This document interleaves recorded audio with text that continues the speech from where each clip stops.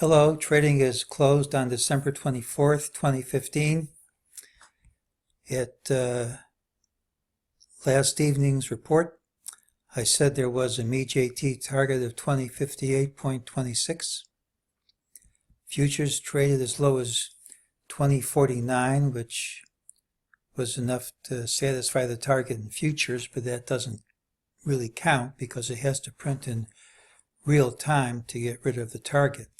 We came within half a point. That's not close enough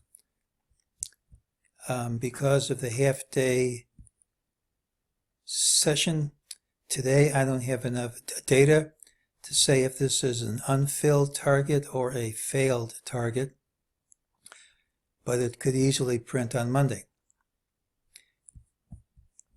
There's a new MEJT target of 2059.91. Most likely to print by early Tuesday. And the software says this whole move is a false move, and we're going to hit that line. Well, you all know how I feel about walls of selling into the close. If you're dropping all day long and there's a wall of selling into the close, it usually means the public has capitulated and you get a gap up the next day. But that's not what it means if you've just hit a new recovery high at a very critical level and immediately reversed it. It's often the sign of something major coming on the downside. Not only was this new high immediately reversed, we undercut these highs, this high, and we even undercut this high at the close. And if that's not reversed immediately, all these prices could be seen faster than you might think possible. We got a price flip in today's abbreviated session to mean this is bar 13 of a sequential sell on a 30-minute chart for real, and we got bar 13 of the combo during the day.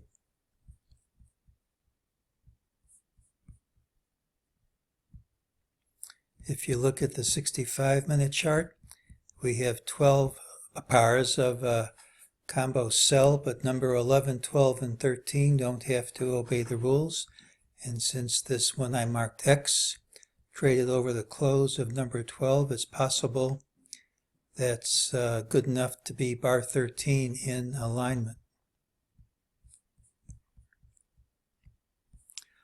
The real issue with this top can be seen on the chart here. I'm calling that a stilt. That's a stilt. Here's your diamond. You set the height of the diamond equal to 38.2%. That calls the peak. This is looking like a Trader Vic to be a top. You have a new high. It's reversed immediately.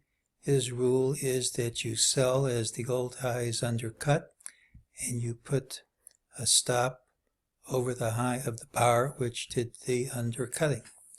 So by his rule, this could be a major top. A lot of people are talking about new highs early next year. Anything's possible. I'm going to vote no. Every now and then I think it pays to take a look at a long-term chart. This is a monthly chart. I don't have a yearly chart, but my count says bar 13 of the yearly sequential was 2007, which is right here, and was followed by this major league drop. Earlier in 2015, we got a monthly sell signal, a sequential sell signal, and that should lead to big trouble. We haven't really hit new highs since then. All these lines here are TDST lines. On a monthly chart, you don't have too many of them. 1, 2, 3, 4 of these lines in the last 20 years or so. What's interesting is the relationship between the lines and the recent high. If you take a Fibonacci grid from the 2009 low to today's high, a lot of people have seen that the 78.6% level was a direct hit on this low here. What people don't always see is that this 50% level is also right at a TDST line, right over here.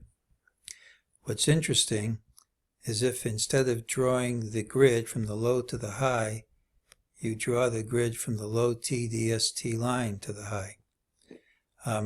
You'll see how the 14.6% and the 38.2% lines line up perfectly, give us this high, and how the 78.6% retracement level gives us this low, and here's the 88.66% level giving us this low. I think it's very plausible that we hit the next line here, which is in the 1640s, where by some strange coincidence I have a failed MEJT price target at just about the exact same price. So I think that high is going to hold. It won't hold if I move this, but I'll move it back, and there's your perfect alignment for everything. So unless we overtake this recent high, the big drop could well have begun today. And that's today's report.